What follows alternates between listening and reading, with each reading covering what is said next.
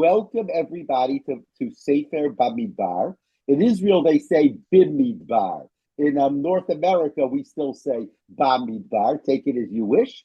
And I look forward to talking to you about the Parsha and by really talking to you about what Sefer Bamidbar, Bimidbar is all about. What I want to do is I want to share a screen, and the screen that I'm going to share is the screen I'm going to share is kind of nostalgic because it's going to be a 929 screen. 929, as many of you know, is the website that in Hebrew, English, and Russian has all of the 929 chapters of the Tanakh with articles about those chapters. Here are articles in Hebrew. Here are articles in English.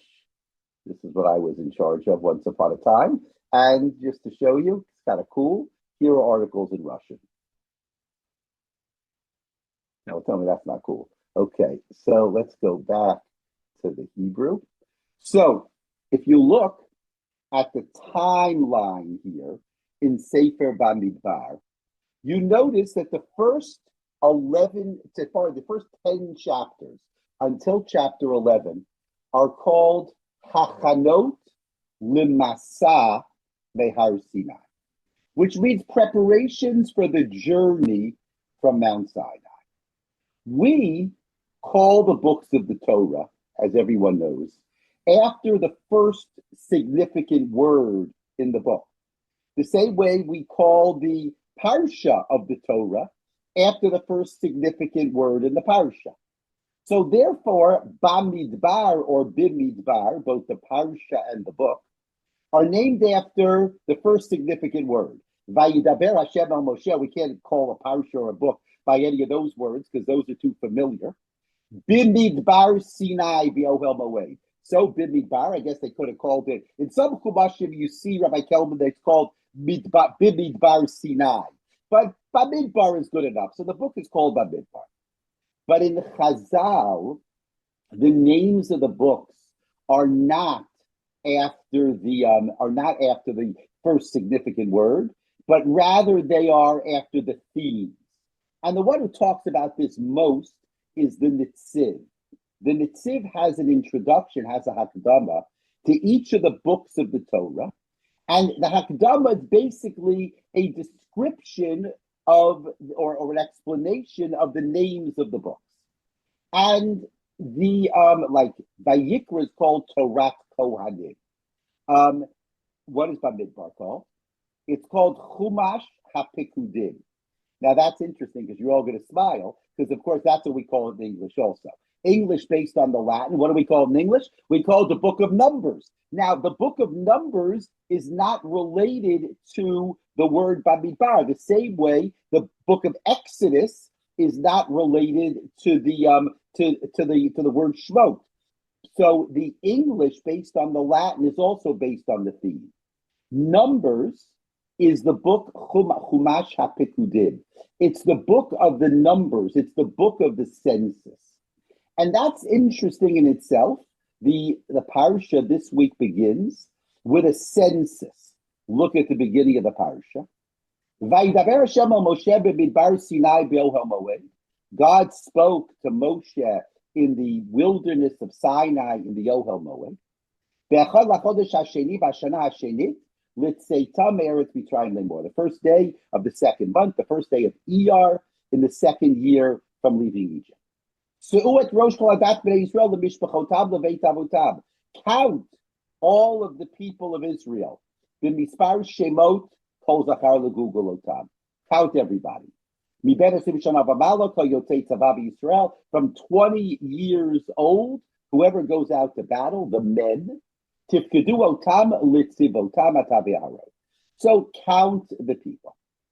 The question that I want to talk about today is, why does this book of the Torah start with a census?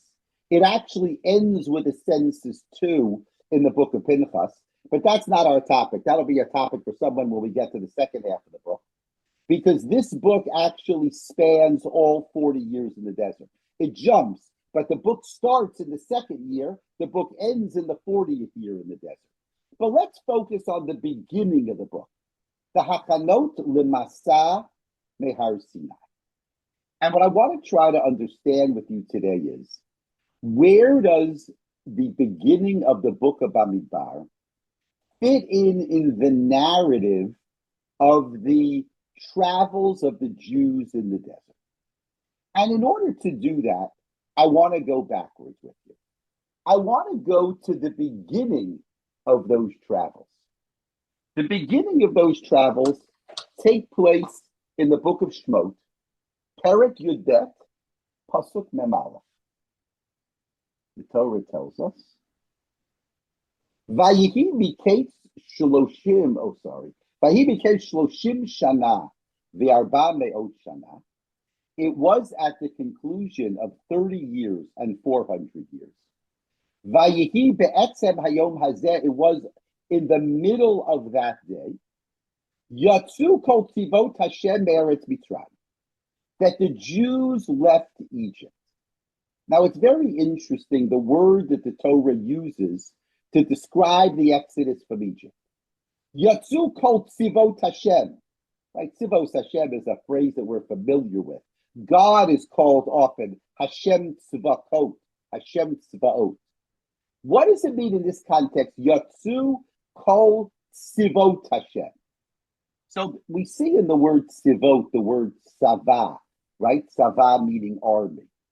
But the word tzivot and even the word sava probably comes from the word to mean a group.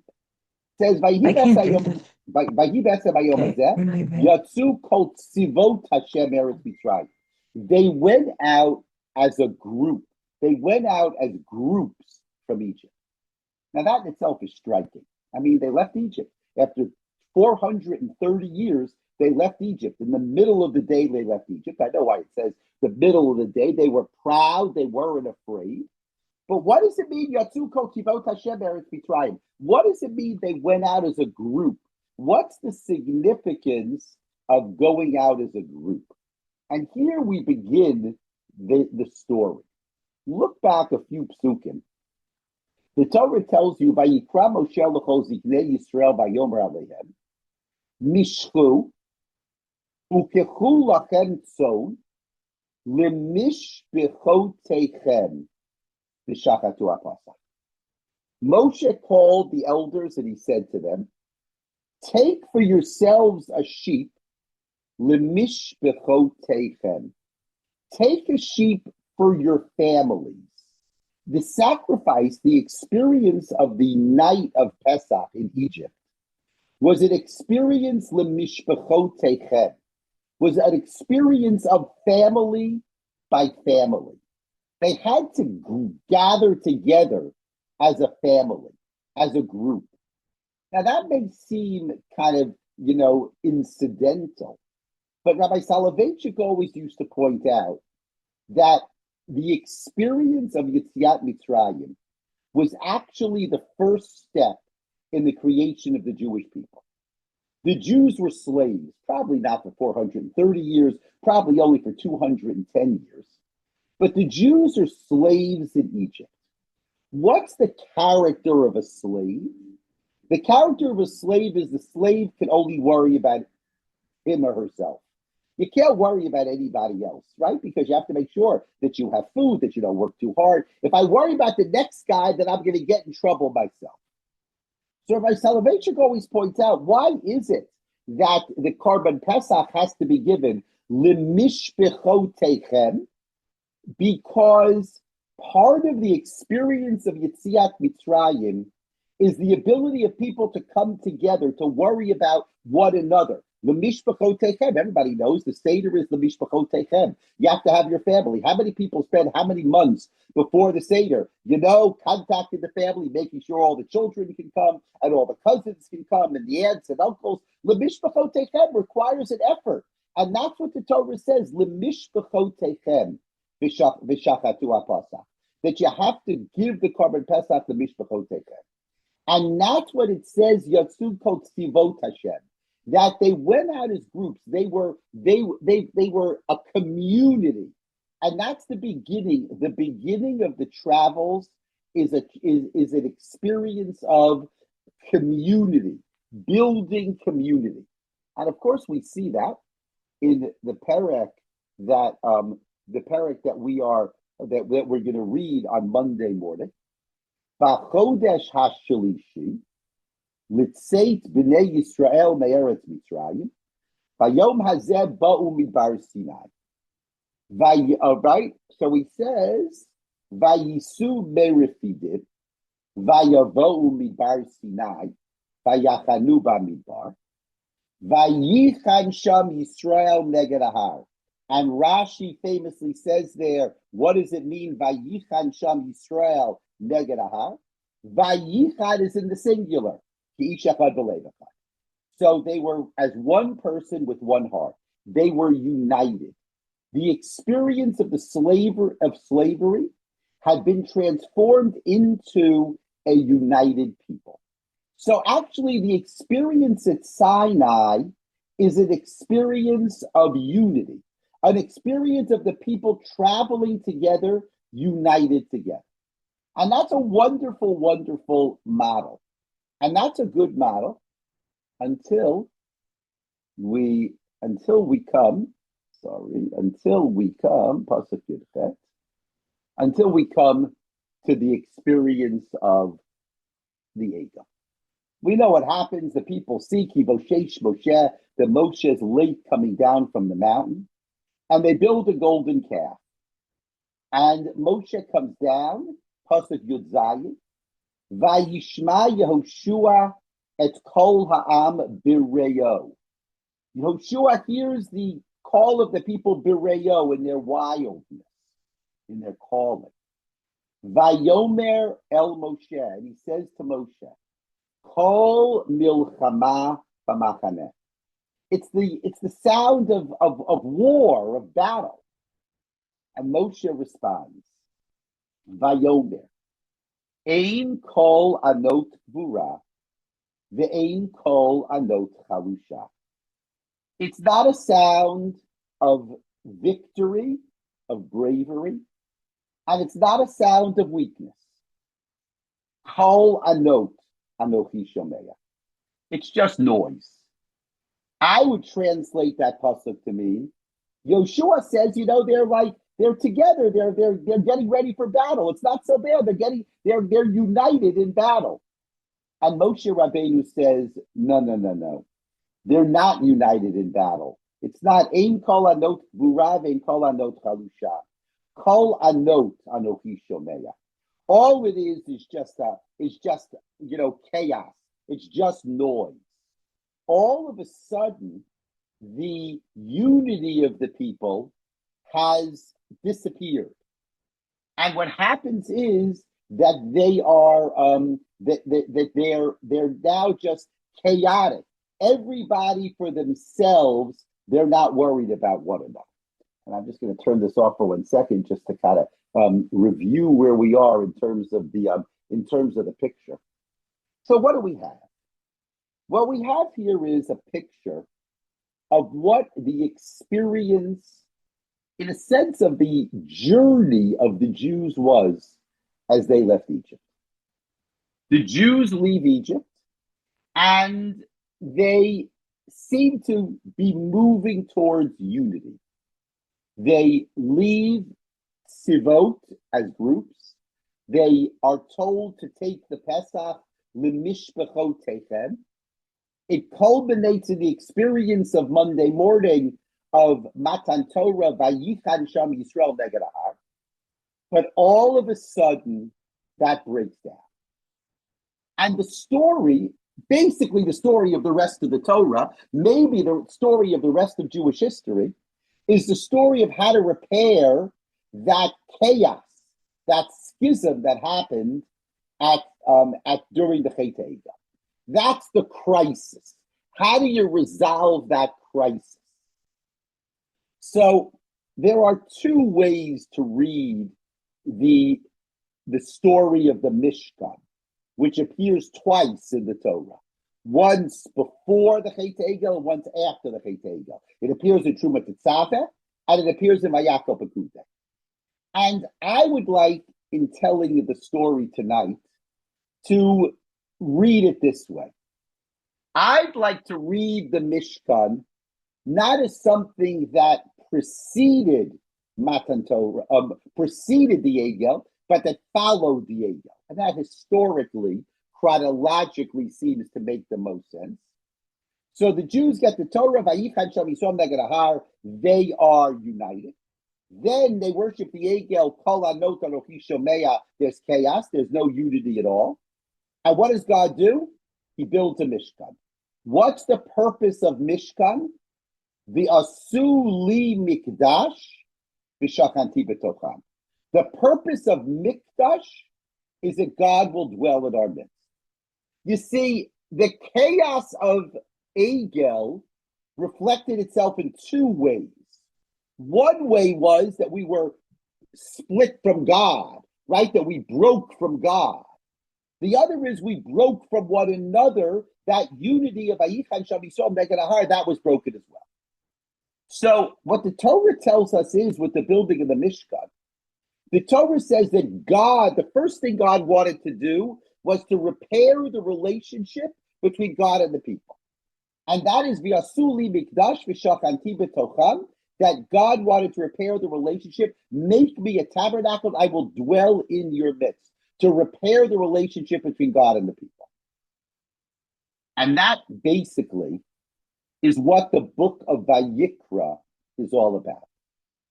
The book of Vayikra, in terms of time, is basically fixed in time. It's static. Nothing happens in Vayikra. You know, there's no, now that we finished with Vayikra, we can talk about Vayikra. There's no narrative in Vayikra. There are two stories. One is the death of Nadav and Avihu, and that's different, right? Because that's within the story of the Shiva Simei Hamilu, and we have the story of Nadav and Avihu.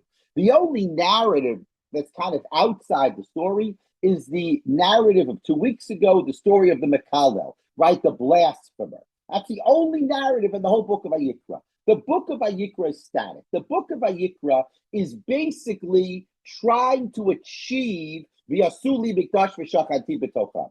The first half is about the Leviim, the Kohanim. It's about the dedication, the inauguration of the Mishkan. The second half is the Kedusha, right? Kedoshim Tiyu. That's to say that if you want to be the Asuli Mikdash V'Shachanti B'Tocham, that if you want God to dwell in your midst, it's not good enough that you're nice to God. You have to be nice to people as well. The Asuli Mikdash V'Shachanti B'Tocham. Okay? So that basically, the book of Vayikra ends with, how do we repair the Egel? We repair the Egel by recommitting ourselves to a relationship with God. Now, and that's the book of Bamidbar. So if that is the way Vayikra ends, what does Bamidbar do? What does Bamidbar pick up? Bamidbar picks up the fact that the break at the Egel was not only a break from God, it was a break from one another. And that also needs to be repaired. First, we repaired the break from God, but now we need to repair the break from one another. That is what the beginning of the book of Bamidbar is all about. Questions or comments for a minute? Anot is response, as if Kol Anot was the desire to have Lev Echad. The opposite of what you've said. Good. I mean, I can't tell you whether mine is a drasha or yours is a drasha. I'm reading the pasuk that Anot Milchama, at least there's a purpose for their calling, but it's Kol Anot Anochi Shomea, there's no purpose to it. That means chaos. I'm not saying you're wrong. I mean, maybe you could prove my point from another pasuk. I read that pasuk that way. Yeah, I can't tell you that I'm right and you're wrong. That's a hard pasuk. That's good. One more comment. We always allow two. One more comment, anybody? Okay. Now let us look. Let us look back at the now finally we're ready at 8:53. We're ready to look at Bamidbar. Right? That's I apologize, but that's the only way you can actually, study a book is to go backwards to see the context of the book. So what happens in the book of Bamidbar? So again, we want to repair the community. So what's the first thing you need to do if you want to repair a community? And remember, how big is the community? The community is 603,550 men. So it's between 2 and 3 million people. That's a lot of people. So how are you going to repair a community of all those people? The way to repair a community of all those people is first and foremost, you need to know how many you are, who you are, where you are. So the very first thing they do is they take a census. And they take a census by tribe, and they divide, they divide the camps by the tribes and exactly where they are going to be camping. So that's the first thing. When you want to reestablish a community, you need to create order. That's also interesting, right? It means chaos is not good. You need order. And that's what the Torah does at the beginning of Bamidbar. And that's why the book is called Chumash HaPekudim, because actually the census at the beginning is what begins to create order. And that's the beginning. That's Perek Aleph. That's Perek Bet, right? Ishal diglo be'otot leveit avotam yachanu b'nei Yisrael. Mineged saviv la'ohel moed yachanu. Right? So that they where is everybody camp is important. Who are they? Where do they live? When you want to create a community, how do you create a community? You create a community, you let it branch out. You start with your family, then you have your tribe, or you want to say, you start with your immediate family. Then you have your extended family. Then you have your tribe. Then you have the entire Jewish people. That's how you begin to establish order. And in order, you have community and you have unity. Perek Gimel. So Perek Gimel begins what I think is the most important part of the beginning of Bamidbar. And that is, whenever you're going to have a group, and we all know this today in politics, whenever you're going to have a group, you need to define who's in and who's out, right? Who's in and who's out. Because you can't have a group of everybody. Everybody from anywhere can join the group. Because if you have a group that's everybody from anywhere, it's not really a group. By definition, a group means that some people are part of the group and some people are outside the group. And obviously, what the debates today are the same debates as there were 3,500 years ago. Should we expand that group? Should we allow foreign students at Harvard, right? Should we expand that group? Or should we narrow that group? That's a debate that's been going on for millennia. And that's the way Perek Gimel begins. Ve'ele toldot Aharonu Moshe b'yom diber Hashem at Moshe b'Har Sinai. Ve'ele shmot b'nei Aharon habachor Nadav v'Avihu Elazar v'Itamar. Right? We talk about the Kohanim. Eile shmot b'nei Aharon haKohanim ha'mishuchim asher milei yadam lechahev. We tell you all about the Kohanim. Why do we tell you about the Kohanim? The reason we tell you about the Kohanim is because we want to tell you that the Kohanim are not going to be counted among the people. Vaydaber Hashem al Moshe b'Midbar Sinai lemor. Pikodet b'nei Levi leveit avotam lemishpachotam. Count the children of Levi. Kol zachar mi ben chodesh v'mala tifkedei. Vayivkod otam Moshe al pi Hashem kasher tzuva. That Moshe counted them as he was commanded. Vayihyuela b'nei Levi b'shmotam Gershon ukehatu mirari. V'lishmot b'nei Gershon, da, da, da, da, da. And then we have all the other people. And it tells you all the things that they do, right? It tells you all the things that they do. Oh, okay.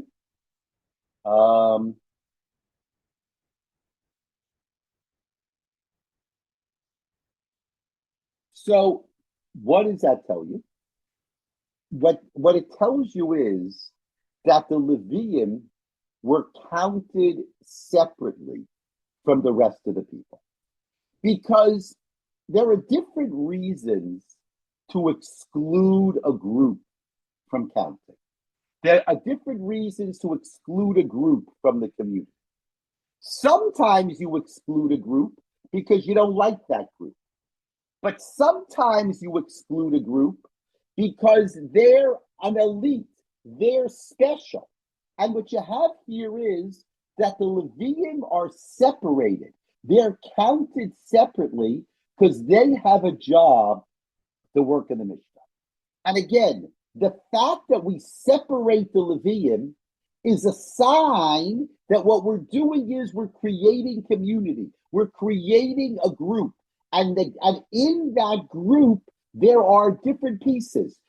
There's one piece, there's one tribe that's not counted. There's one tribe that's different. That's the nature of a group, that not everybody in that group is of equal status, right? Again, that's also something that we debate to this day. But in the Torah's group, the Levium and the Kohanim are different from everybody else. So we finish this week's parasha knowing that what the Torah is doing here at the beginning of Bamidbar is it's continuing a story not from the book of Vayikra, but rather it's continuing a story from the end of the book of Shmot. The end of the book of Shmot had the people, Vayichan Sham Yisrael Neged Ahar, Ish Echad B'Lev Echad, he had unity. Then Kol Anot Anochi Shomeya, to say that there was chaos, there was no unity anymore. God repaired God's relationship with the people, but now we need to create unity again. And therefore, we need to literally rebuild the community. That's a hard thing to do, right? It's one thing to rebuild a small community, but to rebuild a community of 3 million people, that's a hard thing to do. So what do they do in this week's parasha? First, they take a census, know who they are. Then they tell you where they camp, where they are, who they are, where they are. And then we start to tell you who's not part of that community. And the first group that's not part of that community are the Levium. The Levium are not part of that community because the Levium are separate. The Levium are special. The Levium work in the Mishkan. The Kohanim work in the Mishkan. They're different from everybody else. They're counted differently from everybody else. And that's the way this week's parasha ends. And that's the way next week's parasha, Parshat Naso, continues. But you can't learn Bamidbar without Naso, because actually they go together. And what do we have in Parshat Naso? Parakeh. Second, sorry. Look what it says. And we'll look at this slowly. Vayidaber Hashem el Moshe lemor. Sav et bnei Yisrael. Vishalchu, command the Jewish people. Vishalchu min hamachaneh. Kol tsarua v'chol zav. V'chol tamei lanafesh. Send from the camp anyone who has tzara. We'll translate it as leprosy, even though we know that's not what it means. V'chol zav, who has a bodily emission. V'chol tamei lanafesh. Anybody who is tamei. Mizachar ad nekeva tishalechu. Very interesting, right? Means who do you send out of the camp? There's no difference between men and women. If they are tsarua or zav or tamei lanafesh, they get thrown out. El michutz lamachaneh tishalchum. V'lo yitamu et machanehem asher ani shochein b'tocham. and do not make my camp impure, because I, God, dwell among you. Now, right there in Pasuk Gimel, you have the two issues coming together. Remember, there was a crisis of chaos at the Egel. There was a break from God and a break from one another. So God says, I want to protect the camp. Why? Because I'm in your midst. I'm in your midst. And if I'm in your midst, you need to have a holy camp. And they did as God commanded. Okay? So, who do they send out? They send out anybody who is ritually impure. That shows you that the camp, it's a religious camp, right? The camp is religious, and therefore it's not religious is the wrong term. It's holy. And because the camp is holy, because it's God's camp, so anybody who's not holy is thrown out of the camp. And that's what they did. And now look at Pasuk K. Vayidaber Hashem Moshe lemor. Daber al b'nei Yisrael isha isha ki yasu mikol chatot adam limo ma'al b'Hashem v'ashma hanefesh shahid. Somebody who does a sin, who commits a crime, right? V'hitvadu et chatatam asher asu, and they admit their sin. V'hishiv et Hashemo b'rosho v'chamishito yosef alav v'natan la'asher Asham lo. So here it tells you, and someone who sins, someone who steals from somebody else, this tells you what do they need to do in order to remain in the camp. They have to give back what they stole. So when you talk about creating a camp, who's in and who's out, some people are out. Some people should be out, but we give them a chance to rehabilitate. That's also an important element of creating a camp and a community of people. And that is the opportunity for rehabilitation. And that's what it tells you, right? It tells you right here. Pasuk right before.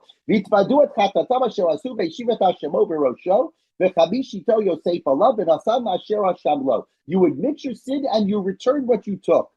And that is the and that's the way that you rehabilitate somebody. So we have the people who are in the camp. We have the people who are taken out of the camp, the tsarua, the zav, and the tamei lanafesh. And we have the people who should be taken out of the camp, but we give them extra chance because we allow them to be rehabilitated, and they are rehabilitated. Okay. Now we get to something very interesting. What is that? What is that? Right here, sorry. Vayidaber Hashem el Moshe lemor. Dabero b'nei Yisrael v'amarta alehem. Ish ki tiste ishto u'ma'al lavo ma'al. V'shachav ishota shichvat zera. V'ne'elam b'nei isha v'nistara v'hi nitma'a. V'eid ein ba v'hi lo nitpasa. So we have first the law of Sota, the law of the woman who is suspected of committing adultery. And then it's followed immediately by what? By Daber Sheva Moshe Lemor, Daber B'nei Yisrael v'Marta Alehem Ish o Isha, Ki Yafli Lindor Neder Nazir Lahazir Lashem. Then we have the law of Nazir. So what is that about? Let's just stop here for a second. And let's take it like this, and let's say, so we're talking about establishing a camp, and we're talking about who's in and who's out. And almost bizarrely, the Torah introduces two laws that don't seem to fit anywhere. They're both famous. They're so famous that each of them gets their own masechet, their own tractate in the Talmud, right? There's a Masechet Sota and there's a Masechet Nazir. But what do they have to do with this story? What do they have to do with this story? So I would argue the following. That is, what is a sota? A sota is a woman who's suspected of committing adultery. There's no proof, but she's suspected of committing adultery. If there was proof, she would be out of the community. I mean, she would really be out of the community because they would kill her. They could kill her and kill the adulterer. But this woman, we're not sure if she committed adultery. That is a very that's a very important type of person in community building. And that's a person who some people think doesn't deserve to be in the community, but she thinks she deserves to be in the community. Not only her, but you can imagine that she has supporters.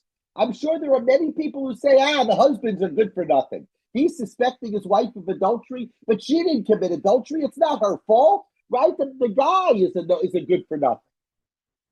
So what do you do with somebody who you're not sure whether or not they deserve to be part of the community?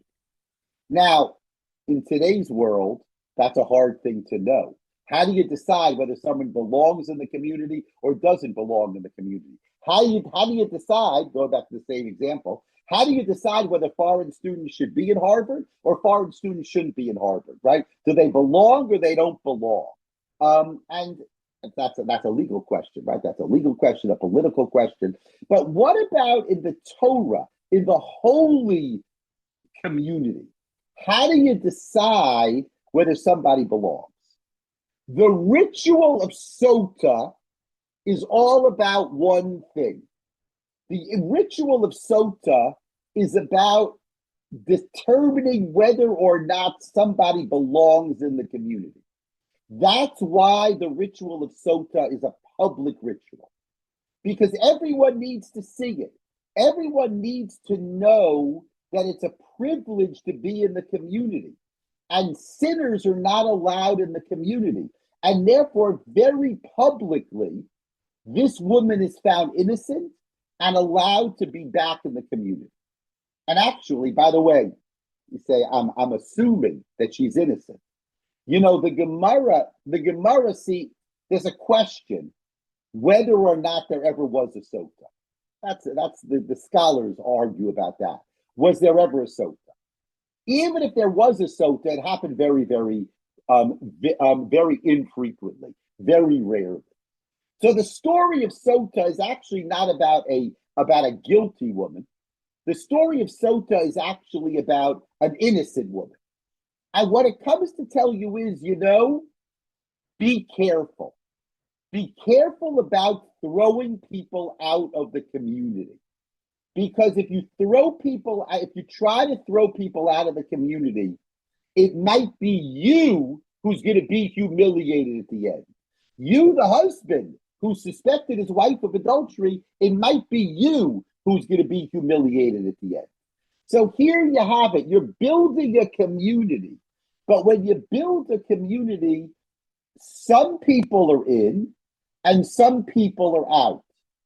And some people deserve to be out, like the Tzarua and the Zav and the Tamei Lanafesh. But be careful. Do not throw someone out of the community. Don't try to throw someone out of the community who deserves to be part of that community, right? Don't humiliate somebody who deserves to be part of the community. And that's the story of sota. And that's why sota appears right here in this narrative. Now, what about Nazir? I'm going to give everybody a chance for a minute. What about Nazir? Why is Nazir here? Why does Nazir follow immediately after sota? Any thoughts, anybody? We'll get two comments. As always, we'll take two quick comments. Why does Nazir follow after sota? Anybody? Yes, Sandra. Yes, hello, Rabbi. Hi, how are you? Nice to see you. Lovely to see you. Thank you. So I'm thinking, isn't a Nazir who voluntarily wants to take on the obligations of Nazir, isn't he trying to be like a Kohen Gadol? So doesn't it follow in your rubric? If you're doing ins and you're doing outs, does this person who wants to be a Nazir and take on these obligations, is he trying to, he or she, because it could be a female as well, couldn't it? So does this person want to be in that, what you called elite group? Good, very good. That's excellent. I'll come back to that 1 second. I said 2 comments. So if anyone else has one quick comment, you're on. Anybody? Yes, I think Yes. I think the problem is try to be holier than thou. Good. So I want to connect what you said to what Sandra said. Clearly, the Nazir is trying to be holier than thou. Right, Sandra? You said it, of course, you said it nicer. And that is that the Nazir wants to be like the Kohen. You see, here's the question of community. Do we allow social, religious mobility within the community? In Bamidbar, in this week's parasha, everything is about the fact that everybody is where they're supposed to be. If you're from the tribe of Reuven, there is one and only one place for you to be. If you're from the tribe of Shimon, there's one place for you to be. If you're from the tribe of Levi, there's one place for you to be. If you're a Tsarua or a Zav or a Tamei Lanafesh, there's one place for you to be outside the camp. And then you have the Nazir. The Nazir says, I might be part of the tribe of Reuven, but I want to be a Nazir. I want to be special. I want to be separate from everybody else. And we know the Nazir.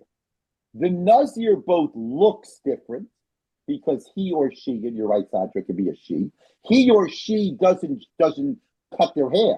So they look different. Anybody who ever saw a picture of the Nazir of Yerushalayim, Rabbi David Cohen was the Nazir of Yerushalayim, you looked at him and you say, I know he's a Nazir.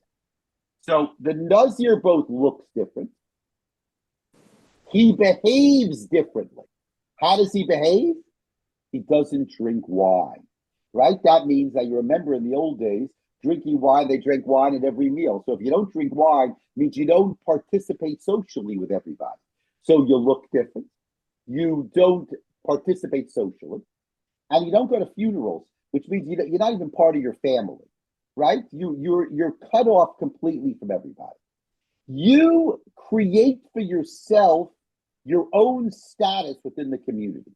Your house may be among the tribe of Reuven, but you're different. You're special. And the question is, does the Torah, in its ordering of the community, in its creation of this community, does it make room for these kinds of people? That's a really good question. Is there room for social and religious mobility? Can you move up in terms of your social and religious mobility in such a rigid religious community that's being created here at the beginning of Bamidbar? And actually, you don't really know from the Torah, because you're not exactly sure from the Torah whether it's good, Sandra, to be a Nazir or bad to be a Nazir. You can't really tell. But I can tell you one thing. The Nazir, when he finishes his Nazirut, his period of being a Nazir, he has to bring a korban. So the Torah draws attention to these people. And I would say it something like this. I don't know if it's good to be a Nazir or bad to be a Nazir. I think the Torah intentionally doesn't take a stand on whether it's good or bad to be a Nazir. But anybody who tries to stand out, to be holier than thou, to be something that they're not, we flag them. I think that's the way we say it in English today. We flag them. Look at this person. Maybe it's good to be this person, but he has to bring a korban at the end, because we want to flag him and to say, this is not for everybody. Now, if it's bad to be a Nazir, I understand it's not for everybody. But what I'm saying here is that even if it's good to be a Nazir, I'm still flagging. Even if it's good to be a Nazir, it's not for everybody. That's a very, very, very important point, right? And that is, it's not for everybody. It's not for everybody to be a yeshiva bacher. It's not for everybody. The certain types of behavior are not for everybody. And it's a big mistake when we allow that behavior to be carried out by people who don't deserve to be doing these kinds of things. And I think that's the place in society that Nazir holds. Sota holds a place in society of someone who you try to kick out of the community who doesn't deserve to be kicked out. Be careful, because you might be humiliated if you try to kick someone out who doesn't deserve to be kicked out. But then you have another consideration, and that is that the people who think that they're better than everybody else, they want to create their own special class of people. Be careful. That is not the way that you're supposed to act. It might be okay for certain people, but be careful before you do. And there you got it. Parshat Bamidbar this week. Parshat Naso next week. We have the correction from the end of Shemot. We have the correction from the chaos of the Ega. We have an attempt to return to Vayichad Sham Yisrael Neged Ahar. But it's not good enough just to quote that pasuk. What we need to do is we need to see how you do it. We order the camp. We count the camp. We order the camp, and then we see people who don't quite fit in. The Levi, the Tzarua, the Zav, the Tamei LaNafesh. And then, like all good social and religious texts, they're going to discuss the people on the margins. The Sota's on the margin. The Sota is someone who you want to throw out of the camp but doesn't deserve to be thrown out of the camp. They're on the margin. How do you handle that? The Nazir's on the margin. He's part of the camp, but he tries to be different than everybody else. How do you deal with the people on the margin? And then, 2 weeks from now, we finally reach Parshat Beha'alotcha. And what happens in Parshat Beha'alotcha? Moshe goes to his father-in-law, and what does he say? Nosim anachnu. Yitro, we're ready to go. Get in the back seat of the car. We're ready. I guess Yitro's his father-in-law, probably in the front seat of the car, right? He says, get in the front seat of the car. We're ready to go. And Yitro doesn't go with them. I'm not so interested in that. That's a story for whoever's teaching it, Rabbi Kelman, in 2 weeks. But nosim anachnu. Those are the two words that are relevant to our parsha today. Nosim anachnu.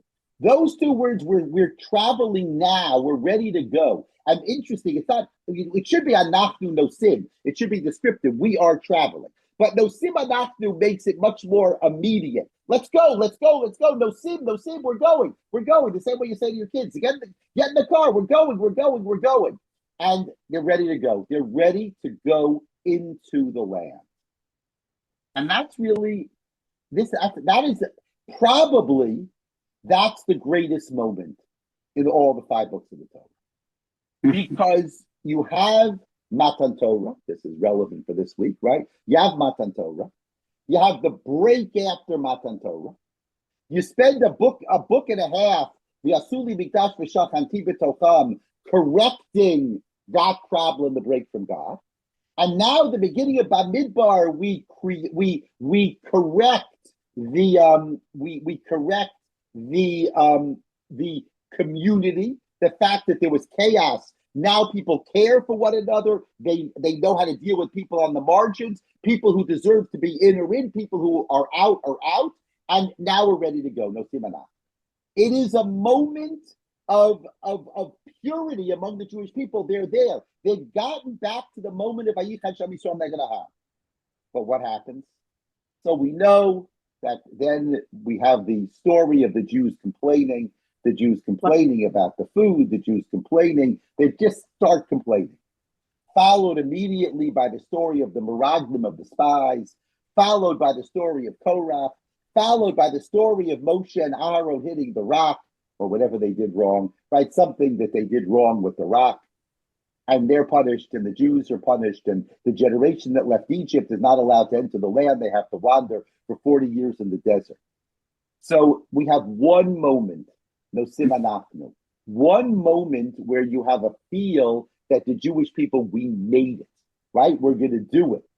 And that experience turns out to be fleeting.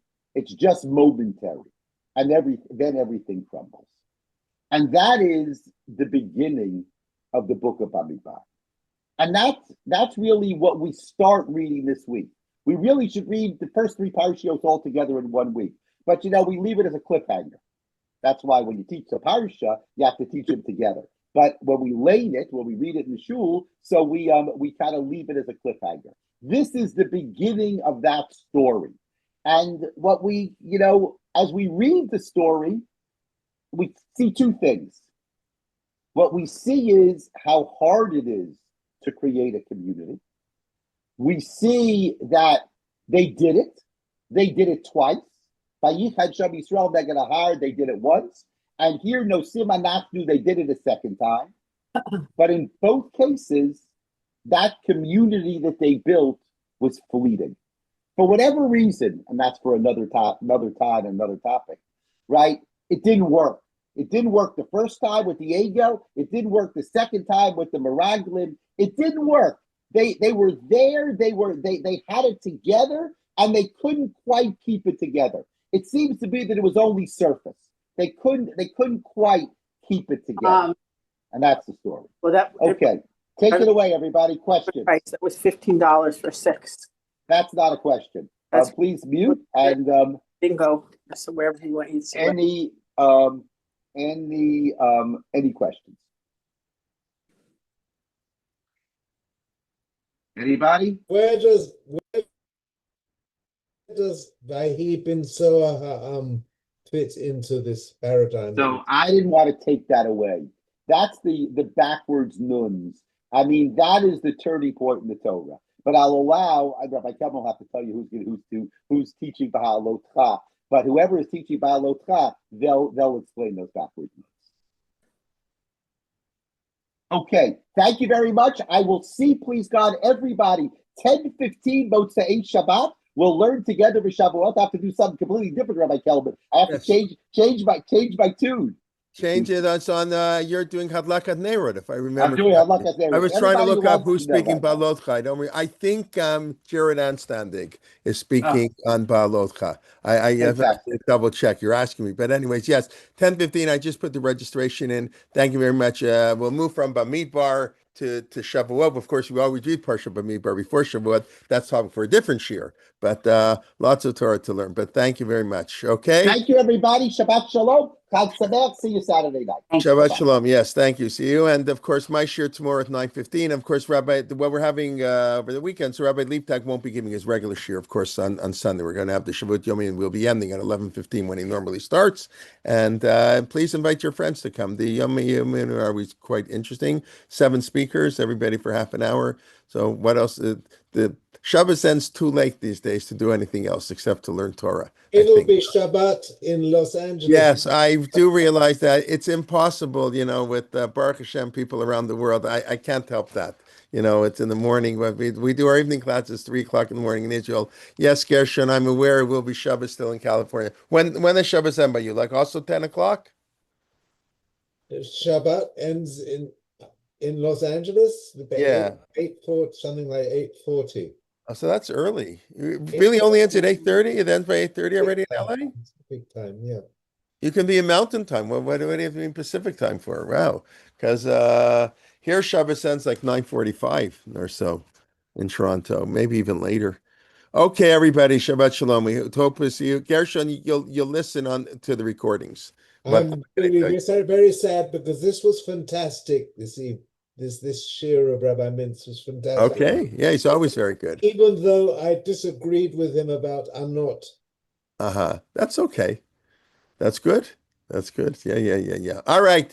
Be well. And of course, you can come Sunday morning. It's also early in California, but 6:15 a.m. in the morning, Sunday morning, Pacific time, we begin. So I'm going to tell you, Anita Va'amarta is what unites the Jews to celebrate Pesach. Anita Va'amarta. Right. Anita Va'amarta, he got it. The covenant the covenant of Pesach is made by Bikurim before Shavuot because of the Anita Va'amarta. What's made before Shavuot? Well, because it's the first of we start the Omer with that. Right, correct. Yeah, yeah.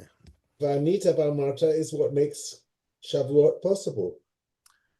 Yes, and of course that's so what the Bikurim on Shavuot also the same thing. Yeah. That got at the Seder at the Bikurim. Yeah, yeah, yeah. So it's a Okay. tikkun. So it's a tikkun of Kol Anot Ani Shomer. It's really great to argue with Rabbi Mintz because he generated this incredible chiddush on my part. Uh-huh. Okay. I hope you'll write it up. I'll write a poem. Yeah. Okay. Very good. Okay. Later to everybody. See you soon. Hopefully, he's God. Okay. Be well. Rabbi, Yes, Marty. How are you? one, this is our big weekend. I'm sorry. Holiday weekend. Yeah. This is our big weekend. Oh, our big weekend. Yes, yes, yes. That's correct. We won't tell anybody. We'll keep a secret between us. Okay. Yes, yes. Thank you. Okay. Happy anniversary. Okay. Happy anniversary. Okay. All right. Lie the tub, everybody. Bye bye.